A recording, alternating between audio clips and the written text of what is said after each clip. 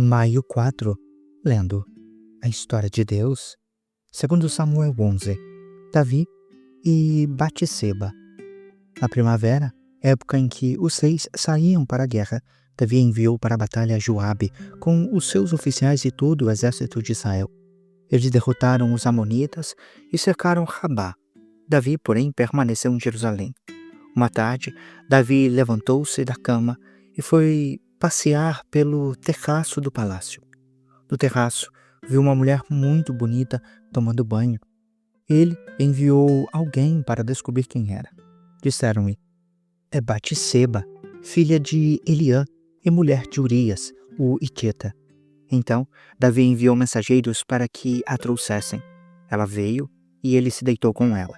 Fazia pouco tempo que Batseba se purificava da impureza da menstruação. Depois disso, ela voltou para casa. A mulher engravidou e enviou um recado a Davi, dizendo: estou grávida. Então, Davi mandou essa mensagem a Joabe: envia-me Urias, o Hitita. Joabe o enviou. Quando Urias chegou, Davi perguntou-lhe como estavam Joabe e os soldados e como ia a guerra. Ele disse a Urias: desça até a sua casa e lave os seus pés. Urias saiu do palácio e logo lhe foi mandado um presente da parte do rei. Urias, porém, dormiu à entrada do palácio real com todos os soldados do seu senhor e não desceu para casa. Quando informaram Davi de que Urias não tinha ido para casa, ele perguntou a Urias: você não acabou de chegar de viagem? Por que não foi para casa? Urias respondeu: a arca e os homens de Israel e de Judá repousam em tendas. Joabe, o meu senhor, e os seus soldados estão acampados ao ar livre. Como poderia eu ir para casa para comer, beber e deitar-me com a minha mulher? Tão certo como vives, eu não farei uma coisa dessa. Então Davi disse a Urias: fica aqui mais um dia. Amanhã eu o mandarei de volta. Assim, Urias ficou em Jerusalém aquele dia e o seguinte. Então, Davi o convidou para comer e beber e o embriagou. À tarde, porém, Urias saiu para dormir na esteira com os soldados do seu senhor e não foi para casa. De manhã, Davi escreveu uma carta a Joabe e a enviou por meio de Urias. Nela escreveu: põe Urias na linha de frente, onde o combate estiver mais violento. Então, recue para que ele seja ferido e morra. Como Joabe tinha cercado a cidade, colocou Urias no lugar onde sabia que estavam os melhores soldados do inimigo. Quando os homens da cidade saíram e lutaram contra Joabe, alguns dos oficiais da guarda de Davi morreram. Entre eles, morreu também Urias, o Hitita. Joabe enviou a Davi um relatório completo da batalha, dando a seguinte instrução ao mensageiro: ao acabar de apresentar ao rei este relatório, pode ser que o rei fique muito indignado e lhe pergunte: por que vocês se aproximaram tanto da cidade para combater? Não sabiam que eles atirariam flechas do muro? Em Tebes, quem matou Abimeleque, filho de Jerubezete? Não foi uma mulher que do muro atirou nele uma pedra de moinho e ele morreu? Por que vocês se aproximaram tanto do muro? Se ele perguntar isso, diga-lhe: morreu também o teu servo Urias, o Hitita. O mensageiro partiu e, ao chegar, contou a Davi tudo o que Joabe lhe havia mandado falar, dizendo: eles nos sobrepujaram e saíram contra nós em campo aberto, mas nós os fizemos retroceder para a porta da cidade. Então, os flecheiros atiraram do alto do muro contra os teus servos e mataram alguns deles. Morreu também o teu servo Urias, o Hitita.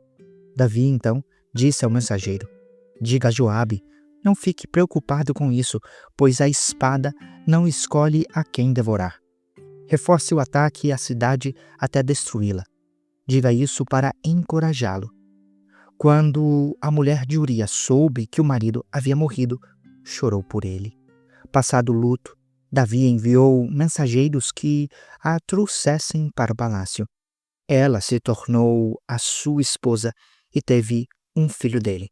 Contudo, o que Davi fez desagradou o Senhor. Segundo Samuel 12. Natã repreende Davi. O Senhor enviou a Davi o profeta Natã. Ao chegar, ele disse a Davi: 2 homens viviam em uma cidade. Um era rico e o outro pobre. O rico possuía muitíssimas ovelhas e bois, mas o pobre nada tinha, a não ser uma cordeirinha que havia comprado. Ele a criou e ela cresceu com ele e com os seus filhos. Comia junto dele, bebia do seu copo e até dormia nos seus braços. Era como uma filha para ele. Certo dia, um viajante chegou à casa do rico e este não quis pegar uma das suas próprias ovelhas ou um dos seus bois para preparar-lhe uma refeição. Em vez disso, tomou a cordeirinha que pertencia ao pobre e a preparou para o viajante. Então, Davi encheu-se de ira contra o homem e disse a Natã: tão certo como vive o Senhor, o homem que fez isso merece a morte. Deverá pagar 4 vezes o preço da cordeira, porque agiu sem misericórdia. Você é esse homem? Natã disse a Davi. Assim diz o Senhor, o Deus de Israel: eu o ungi rei de Israel e o livrei das mãos de Saul. Dei a você a casa e as mulheres do seu senhor. Dei a você o povo de Israel e de Judá. Se tudo isso não fosse suficiente, eu lhe teria dado mais ainda. Porque você desprezou a palavra do Senhor, fazendo o que é mal aos olhos dele. Você matou Urias, o Hitita, com a espada e tomou a mulher dele para ser a sua esposa. Você o matou com a espada dos Amonitas. Por isso, a espada nunca se afastará da sua casa.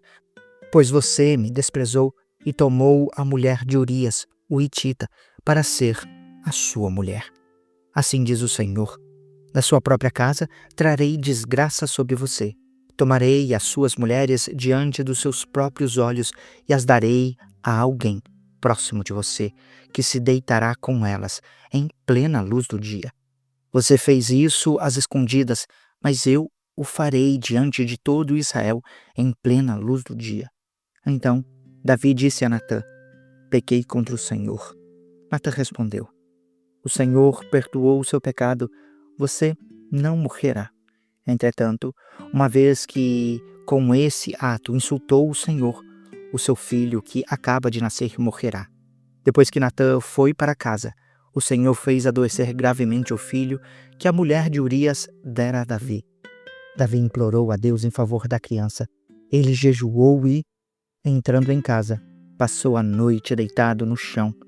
Os oficiais do palácio tentaram fazê-lo levantar-se do chão, mas ele não quis e recusou-se a comer com eles. No 7º dia, a criança morreu. Os servos de Davi ficaram com medo de dizer-lhe que a criança estava morta e comentaram: enquanto a criança ainda estava viva, falamos com ele, e ele não quis escutar-nos. Como vamos dizer-lhe que a criança morreu? Ele poderá cometer alguma loucura.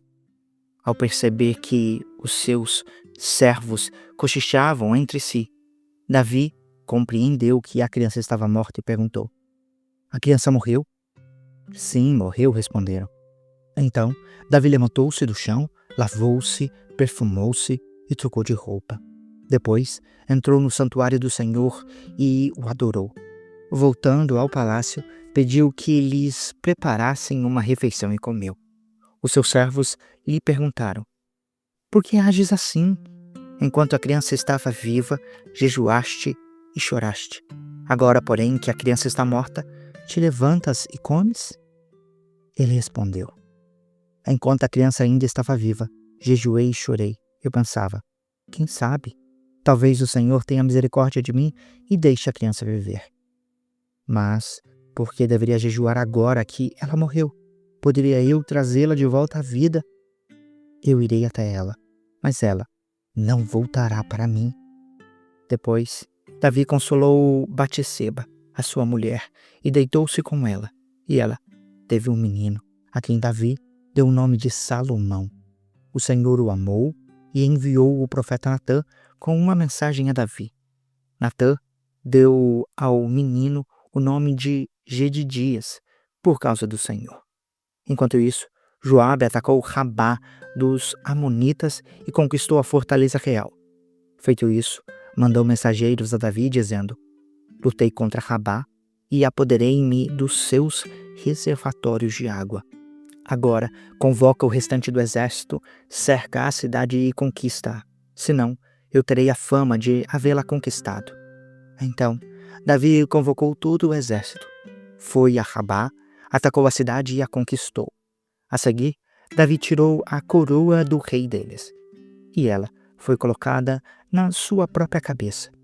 A coroa era de ouro de 1 talento e ornamentada com pedras preciosas. Ele trouxe uma grande quantidade de bens da cidade e trouxe também os seus habitantes, designando-lhes trabalhos com serras, picaretas de ferro e machados, além da fabricação de tijolos. Davi fez assim com todas as cidades amonitas. Depois, voltou com todo o seu exército para Jerusalém. 1 Crônicas 20. A conquista de Rabá. Na primavera, época em que os reis saíam para a guerra, Joabe conduziu o seu exército até a terra dos Amonitas e a arrasou. Enquanto Davi ainda estava em Jerusalém, Joabe cercou Rabá, a capital, atacou-a e a deixou em ruínas. Davi tirou a coroa do rei deles e ela ficou colocada na sua própria cabeça. A coroa era de ouro de 1 talento e ornamentada com pedras preciosas. Ele trouxe uma grande quantidade de bens da cidade e trouxe também os seus habitantes, designando-lhes trabalhos com serras, picaretas de ferro e machados. Davi fez assim com todas as cidades amonitas. Depois, voltou com todo o seu exército para Jerusalém. Batalhas contra os filisteus. Depois disso, houve uma batalha contra os filisteus em Gezer. Naquela ocasião, Sibecai de Uzate matou Sipai, um dos descendentes dos Refaíns, e os filisteus foram subjugados. Em outra batalha contra os filisteus, Elanã, filho de Jair, matou Lame, irmão de Golias, o Giteu, que possuía uma lança cuja haste parecia uma lançadeira de tecelão. Em outra batalha, em Gate, havia um homem de grande estatura que tinha 6 dedos em cada mão e 6 dedos em cada pé, 24 dedos ao todo. Ele também era descendente de Rafa e desafiou Israel, mas Jonatas, filho de Simeia, irmão de Davi, o matou. Estes eram descendentes de Rafa, em Gate, e foram mortos por Davi e os seus soldados. Salmo 51. Para o mestre de música, Salmo de Davi, escrito quando o profeta Natã foi falar com Davi, depois de este ter cometido adultério com Batseba. Tem misericórdia de mim, ó Deus, conforme o teu amor leal, conforme a tua grande compaixão, apaga as minhas transgressões.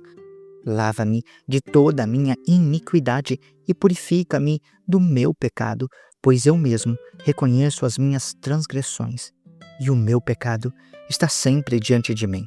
Contra ti, somente contra ti pequei e fiz o que era mal aos teus olhos, de modo que justa é a tua sentença e irrepreensível é o teu julgamento. Sei que sou pecador desde que nasci. Sim, desde que a minha mãe me concebeu. Sei também que tens prazer na fidelidade em secreto e no mais íntimo que ensinas a sabedoria. Purifica-me com hisopo e ficarei puro. Lava-me e mais branco do que a neve serei. Faz-me ouvir de novo júbilo e alegria, e os ossos que esmagaste exultarão. Esconde o rosto dos meus pecados e apaga todas as minhas iniquidades. Cria em mim um coração puro, ó Deus, e renova dentro de mim um espírito estável. Não me expulses da tua presença, nem tires de mim o teu Santo Espírito.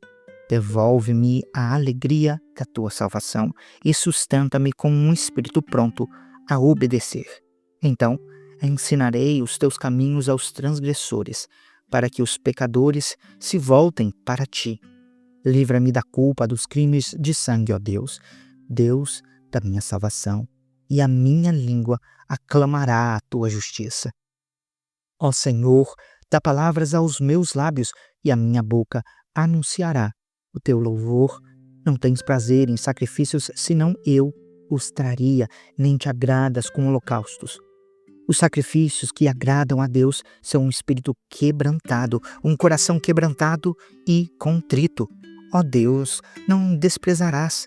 Pela tua boa vontade, far-se-ão prosperar, ergue os muros de Jerusalém, e então terás prazer nos sacrifícios de justiça, nas ofertas queimadas e nos holocaustos, e sobre o teu altar novilhos serão oferecidos. Você acabou de acompanhar a Bíblia 365, lendo a história de Deus. Se você quer acompanhar com outra versão bíblica, registrar a sua leitura, dar sugestões, participar de nosso grupo no WhatsApp ou até mesmo fazer pedidos de oração, acesse sempre www.abiblia365.com.br. E lembre sempre, em leituras diárias, confortaremos e fortaleceremos a nossa fé.